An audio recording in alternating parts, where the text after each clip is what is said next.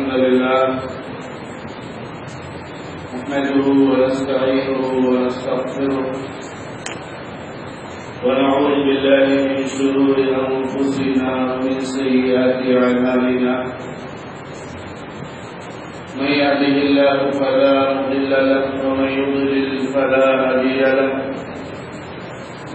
وأشهد أن لا إله إلا الله وحده لا شريك له وأشهد أن محمدا عبده ورسوله صلى الله تعالى عليه وآله وسلم يا أيها الذين آمنوا اتقوا الله حق تقاته ولا تموتن إلا وأنتم مسلمون يا أيها الناس اتقوا ربكم الذي خلقكم من نفس واحدة وخلق منها زوجها وبث منهما رجالا كثيرا ونساء واتقوا الله الذي تساءلون به والأرحام إن الله كان عليكم رقيبا يا أيها الذين آمنوا اتقوا الله وقولوا قولا سديدا يصلح لكم أعمالكم ويغفر لكم ذنوبكم ومن يطع الله ورسوله فقد فاز فوزا عظيما أما بعد فإن خير الحديث كتاب الله وخير الهدي هدي محمد صلى الله تعالى عليه وآله وسلم وشر الأمور محدثاتها وكل محدثة بدعة وكل بدعة ضلالة وكل ضلالة في النار. أعوذ بالله من الشيطان الرجيم. بسم الله الرحمن الرحيم. ولقد خلقنا الإنسان ونعلم ما توسوس به نفسه ونحن أقرب إليه من حبل الوريد إذ يتلقى المتلقيان عن اليمين وعن الشمال قعيد ما يلفظ من قول إلا لديه رقيب عتيد. وقال الله جل شأنه في موضع آخر لقد كان لكم في رسول الله أسوة حسنة لمن كان يرجو الله واليوم الآخر وذكر الله كثيرا. وقال النبي صلى الله تعالى عليه وآله وسلم من أطاعني دخل الجنة ومن عصاني فقد أبى. محترم اور معزز دینی اور دینی بھائیوں، اللہ رب العزت نے جب سے اس کائنات کو بنایا ہے حق اور باطل کا سلسلہ چل رہا ہے.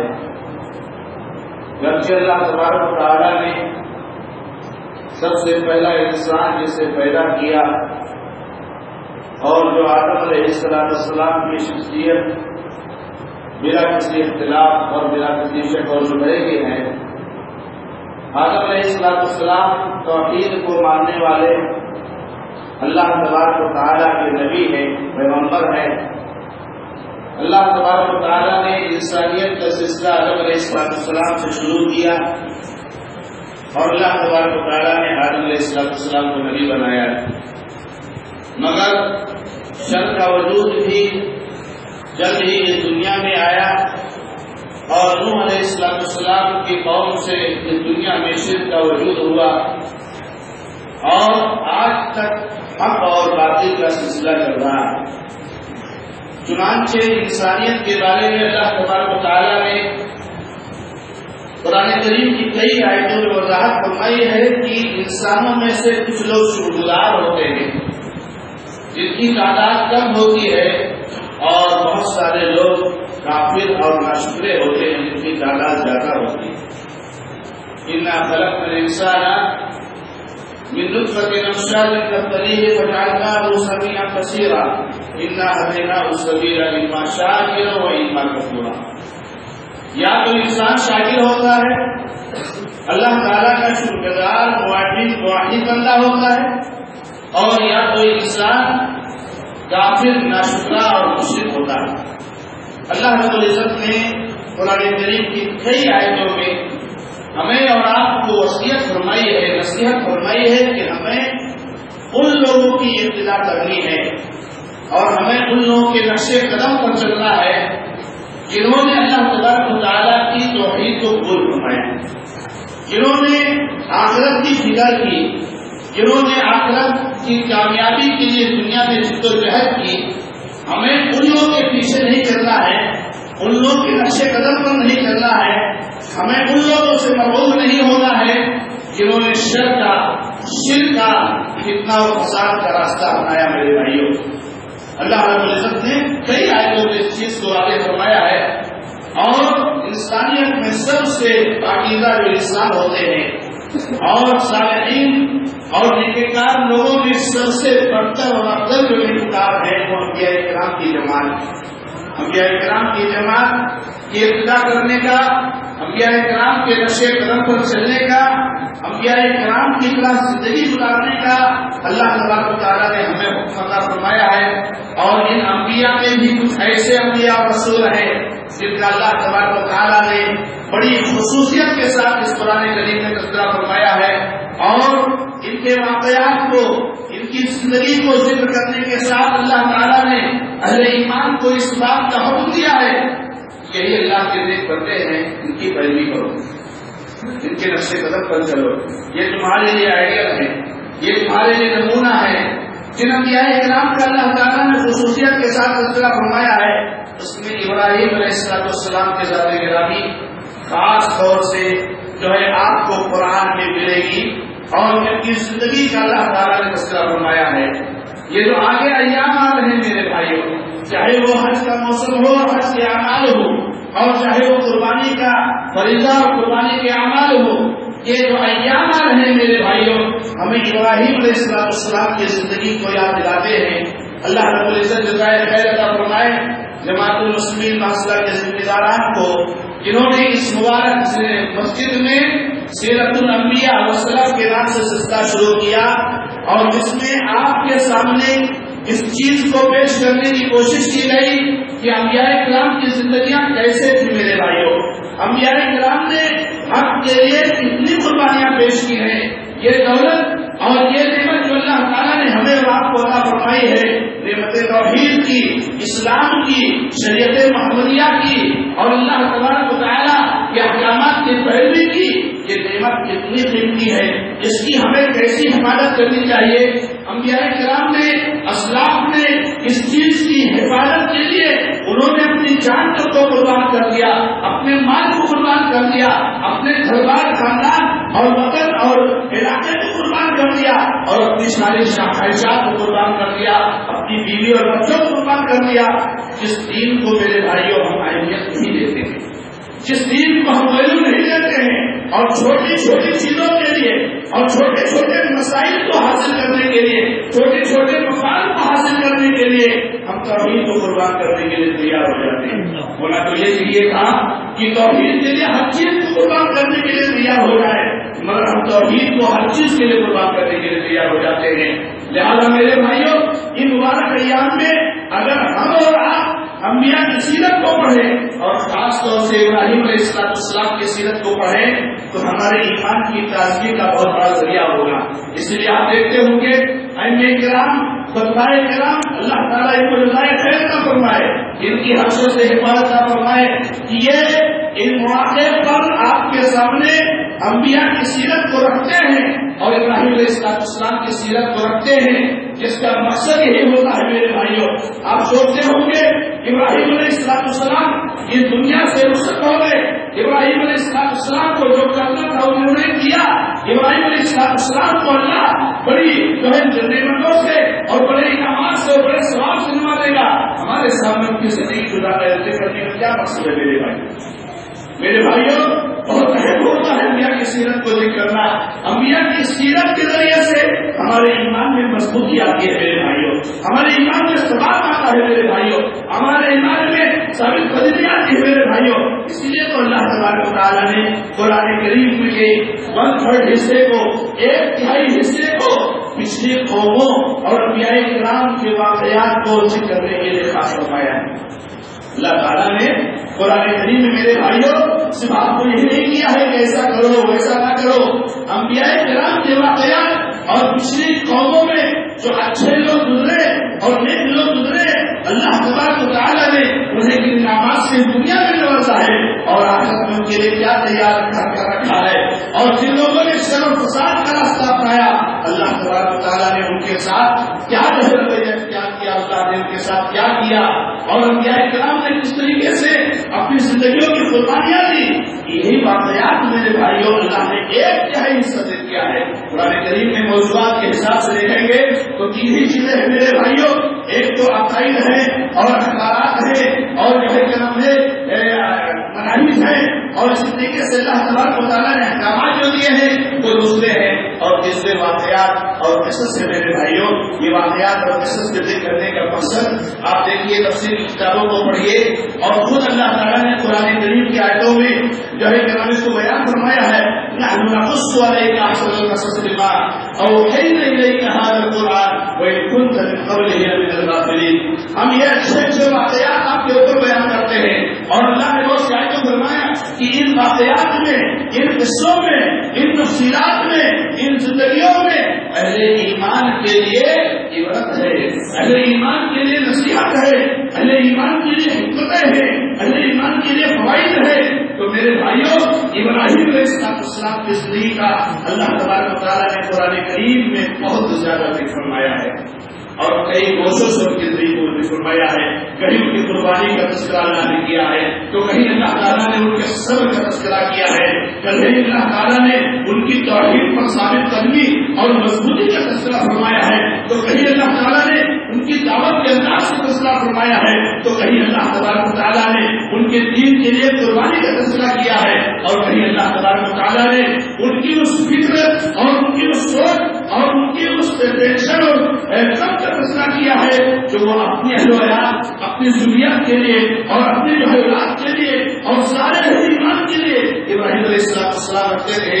چنانچہ ابراہیم علیہ السلام کی سیرت کے پہلو کا تذکرہ میں آپ کے سامنے کرنا چاہتا ہوں. ابراہیم علیہ السلام میرے بھائیوں وہ شخصیت ہیں جن کے بارے میں ہم آپ جانتے ہیں کہ یہ 5 اولو العزم من الرسل میں سے انبیاء کرام کی تعداد ہم اور آپ جانتے ہیں. مسلم احمد کی روایت کے مطابق جس میں ابو ذر رضی اللہ تعالیٰ عنہ نے اللہ کے نبی علیہ السلام سے سوال فرمایا تھا تو اللہ کے نبی علیہ السلام نے فرمایا انبیاء اور رسولوں کی تعداد 1,24,000 ہے میرے بھائیوں، 1,24,000 جن میں سے 315 رسول ہیں اور باقی سب نبی ہیں.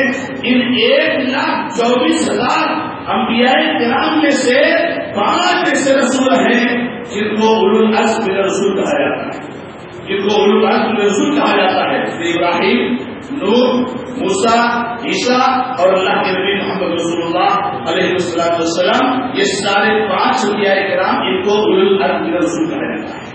یہ انبیاء کرام میں سب سے افضل ہے. ایک تو انبیاء کرام اللہ تبارک و تعالیٰ کے یہاں بہت اونچا مرتبہ رکھنے والے ہیں، اللہ تبارک و تعالیٰ کے یہاں ساری انسانیت سے بڑھ کر ہیں، اللہ تعالیٰ کے یہاں ان کا درجہ بہت اونچا ہے. ان انبیاء میں بھی 5 انبیاء کرام یہ اولو العزم من الرسل ہیں. اس میں ایک نام ابراہیم علیہ السلام کا ہے. ابراہیم علیہ السلام کی زندگی کو اگر آپ دیکھیں گے میرے بھائیوں تو ابراہیم علیہ السلام کی زندگی میں جو چیز کھل کر کے آتی ہے وہ ایک تو توحید پر مضبوطی سے قائم رہنا اور توحید کے لیے ہر چیز کو قربان کرنے کے لیے تیار رہنا، اور دوسرے اللہ تبارک و تعالیٰ کی اطاعت کے لیے اور اللہ تعالیٰ کے حکم کے سامنے سر تسلیم کم کرتے ہوئے ساری چیزوں کو قربان کرنے کے لیے تیار رہنا، اور تیسرے اللہ رب العزت سے دعا کرنا اور نو لگانا، ہر موقع پر اللہ تبارک و تعالیٰ سے رونا اور گڑگڑانا اور اللہ تبارک و تعالیٰ کو پکارنا. یہ اللہ کے نبی علیہ السلام کی خاص جو ہے مجھ دینا اصلی جو. تو میرے بھائیوں نے کہا تھا ابراہیم علیہ السلام کی زندگی میں جو خاص نمایاں باتیں ہیں ان میں سب سے پہلی چیز ہے توحید پر مضبوطی کے ساتھ قائم رہنا. توحید پر مضبوطی کے ساتھ چلے رہنا. ابراہیم علیہ السلام کے بارے میں ہم اور آپ جانتے ہیں کہ ابراہیم علیہ السلام آزر کی اولاد، آزر کے بیٹے، جس کا تذکرہ اللہ تبارک و تعالیٰ نے قرآن کریم میں نام کے ساتھ کیا ہے، ابھی آزر. وَإِذْ قَالَ إِبْرَاهِيمُ لِأَبِيهِ آزر. ابراہیم علیہ السلام نے اپنے ابا آزر سے ابراہیم علیہ السلام کے والد آزر یہ شرک کرنے والے تھے، یہ بت پرست تھے، اور نہ یہ بت پرست تھے بلکہ یہ بتوں کے بنانے والے، بتوں کو تلاش کر کاٹ کر چھانٹ کر اس کو خود کی شکل دینے والے، اور باقاعدہ اس کے جو ہے ہول سیل بزنس مین تھے اور تاجر تھے.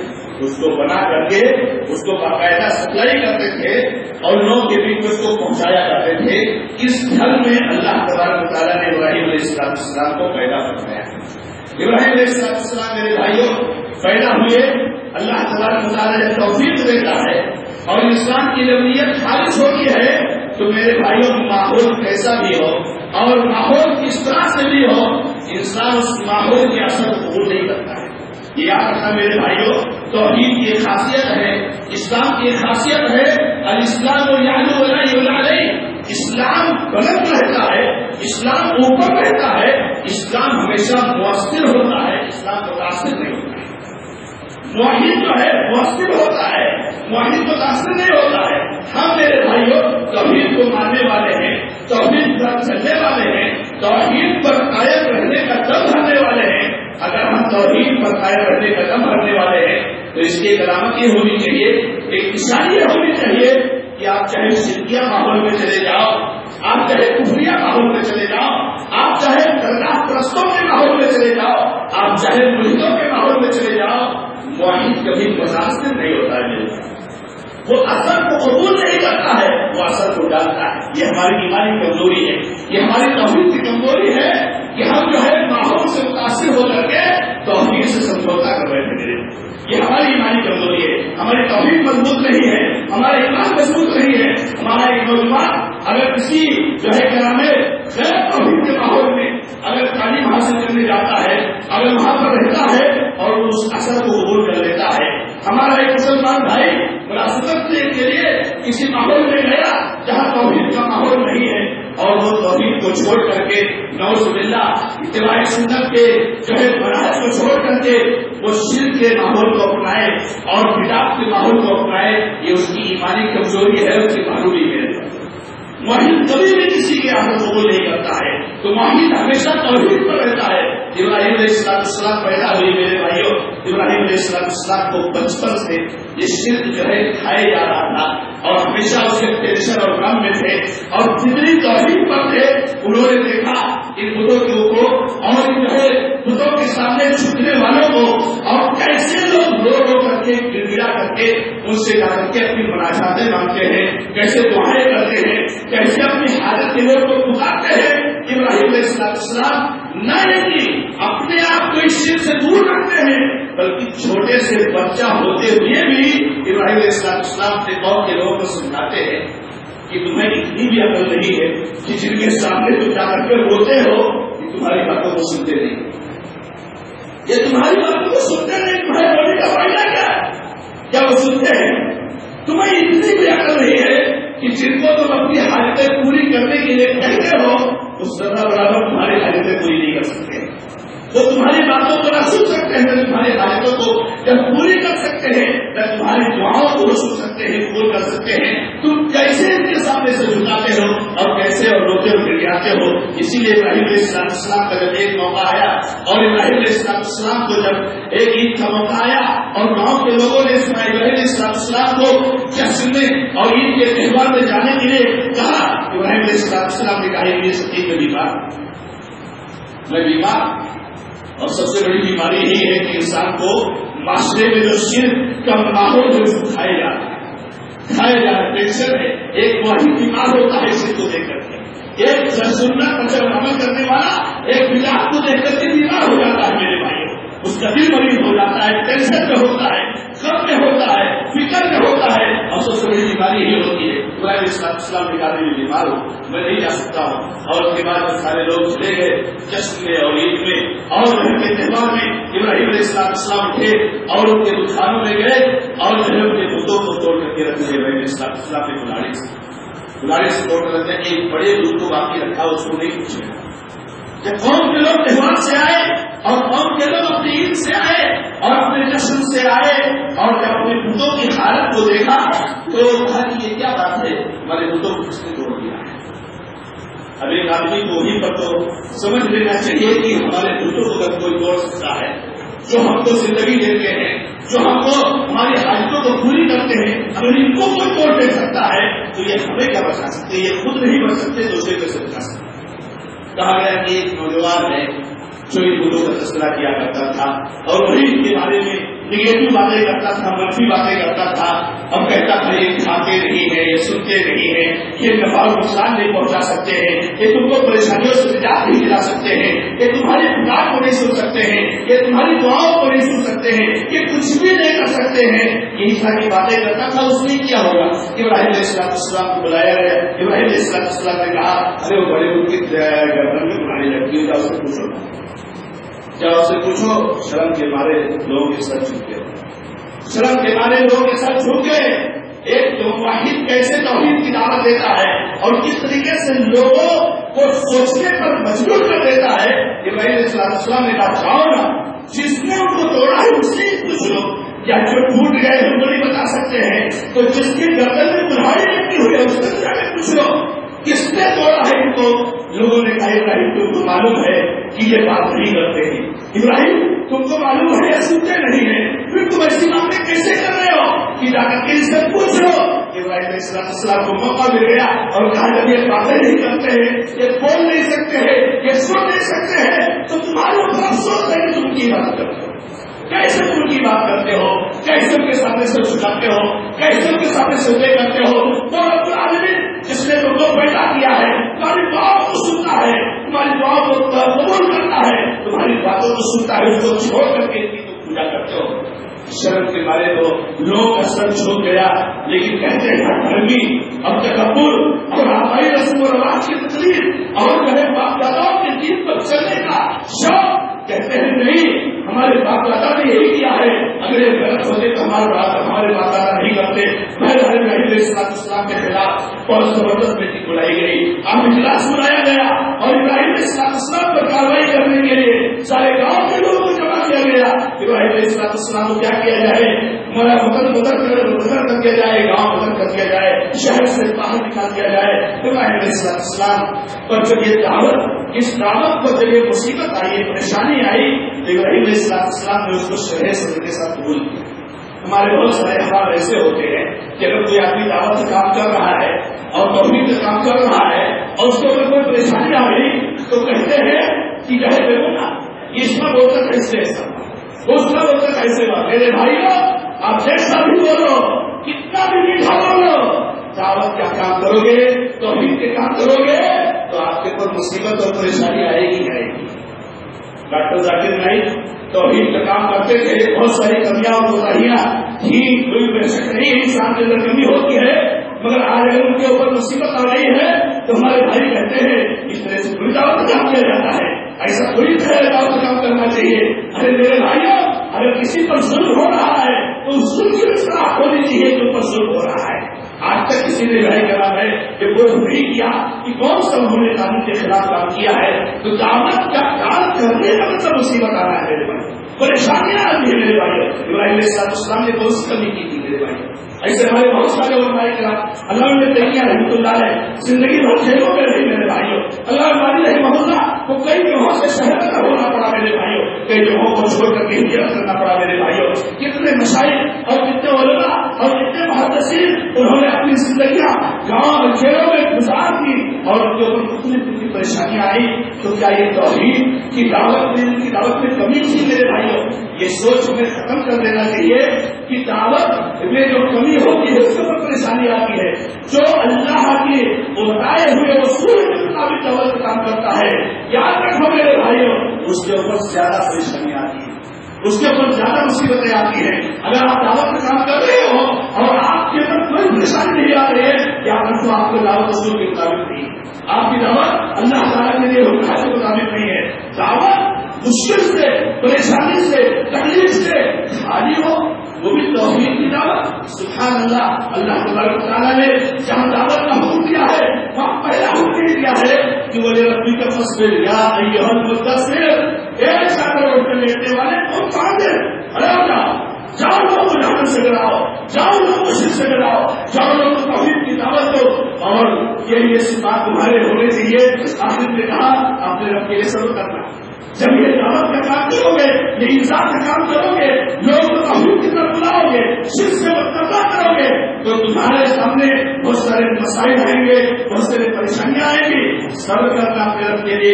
یہ دعوت کے اصول کے لیے اللہ تعالیٰ نے 6-7 آیتیں نازل فرمائی ہے. علماء نے قرآن کریم کی جتنی آیتیں ہیں دعوت میں، ان میں سب سے زیادہ فوقیت کی ان 6-7 آیتوں کو کہ دعوت کا اصول اور دعوت کا منہج بیان کرنے میں یہ آیتیں کریمیں وضاحت کی میرے بھائی. ابراہیم علیہ السلام کو شہر بدر کیا گیا، ان کے گھروں سے نکالا گیا، ان کے ابا نے ان کو نکالا اور ان کو رہ کر ہمیں گھر سے بھگایا گیا، خاندان سے بھگایا گیا. ابراہیم علیہ السلام نے کہا کہ کوئی بات نہیں، اللہ کی مرضی، اور اپنے ابا سے کہا کہ ابا جان میں تو جا رہا ہوں چھوڑ کر، میری وجہ یاد رکھنا میں آپ کے لیے بخشش کے ضرور دعا کروں گا. آپ کے ساتھ اس نے سلوک کا سلسلہ جاری گا. سبحان اللہ. اور ہمارے نوجوانوں کے لیے اتنی بڑی نصیحت ہے میرے بھائیوں کہ ابا گھر سے نکال رہے ہیں ابراہیم کو اور کہتے ابراہیم چلے جاؤ یہاں سے، نکل جاؤ.